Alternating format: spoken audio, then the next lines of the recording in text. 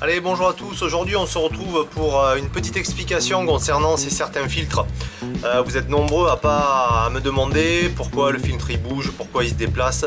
Il faut savoir que ces filtres on les fait découper à la demande, mais bon, la coupe elle est propre, elle est régulière, elle est conforme à nos demandes, mais elle se déplace des fois de quelques millimètres quoi.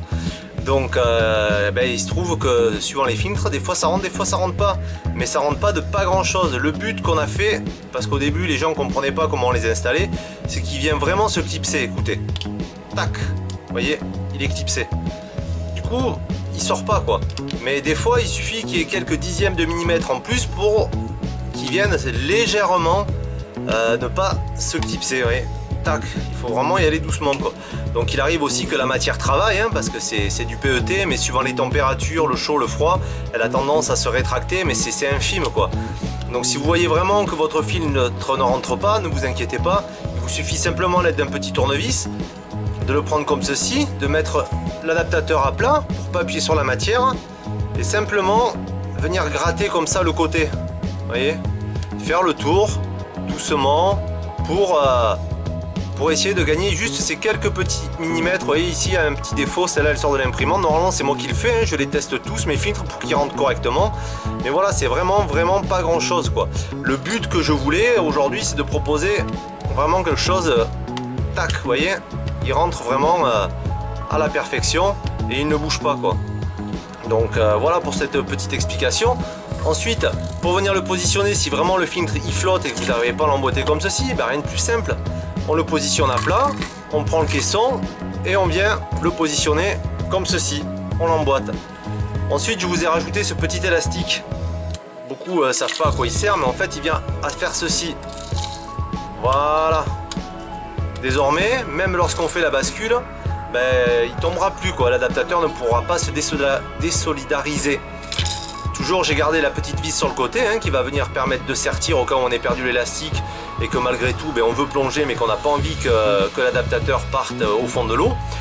On a toujours la petite vis et la dragonne. Ensuite concernant les filtres à pas de vis.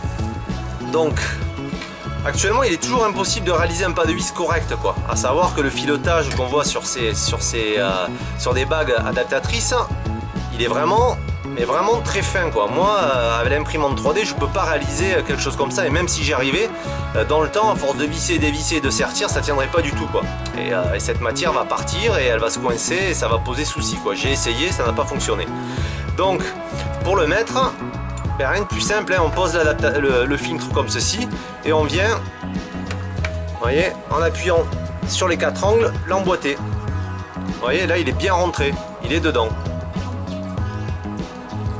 Voilà. Et pour le ressortir, ici, j'ai laissé une petite encoche ici.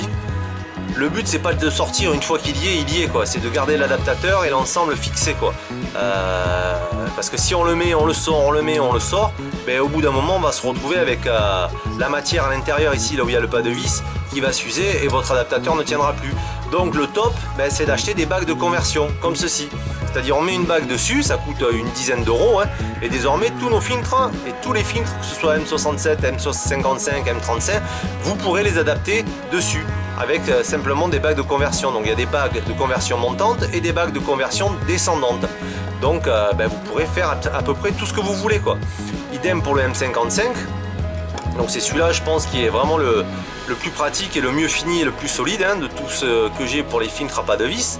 Donc là je vais prendre la bague M55 qui est ici. Voilà, elle est là. Hop, je la positionne à plat. Tac, je viens installer mon adaptateur. Je le sertis un petit peu pour qu'il prenne vraiment au fond. Et là on voit que vraiment il tient quoi. Je peux pas le retirer à la main, ça sort pas. L'avantage qu'il y a c'est que désormais j'ai un pas de vis M55 tout 58. Donc je peux monter désormais.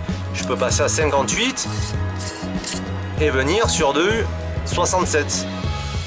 Si j'enlève le 67, je reviens sur du 62.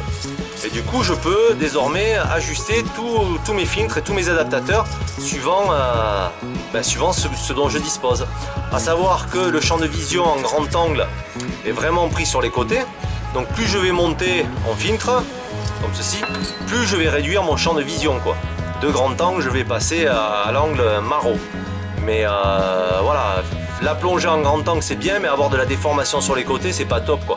Donc je sais que beaucoup de plongeurs utilisent le mode maro justement pour ne pas avoir à recadrer leur image lors de la post-production. Donc voilà pour cette petite mise au point que je vais rajouter sur toutes les vidéos, parce que vous êtes vraiment nombreux à me poser beaucoup de questions, et avec le nombre de demandes que j'ai actuellement, ce serait bien que chacun sache ce qu'il y a à faire.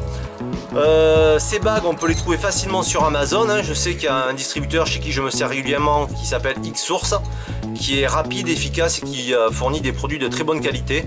Donc n'hésitez pas à aller voir pas son site mais sa page X-Source, et vous verrez que les prix sont vraiment super. Voilà, sur ce je vous laisse et je vous souhaite une bonne journée à tous, et on se retrouve pour de prochaines vidéos. Ciao.